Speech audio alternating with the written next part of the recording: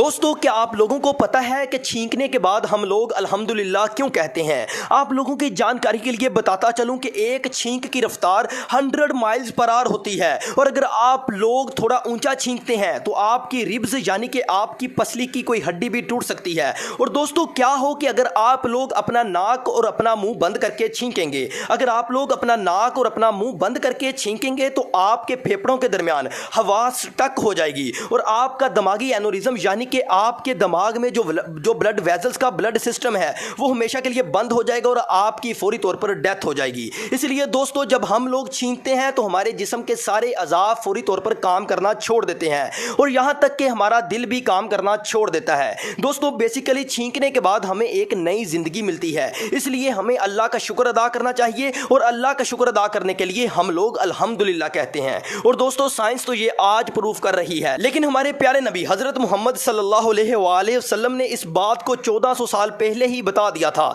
कि जब भी छींका करो तो अल्हम्दुलिल्लाह जरूर कहा करो। दोस्तों, आप लोग इस पर क्या राय रखते हैं? आप नीचे कमेंट सेक्शन में लाजमी बताना है।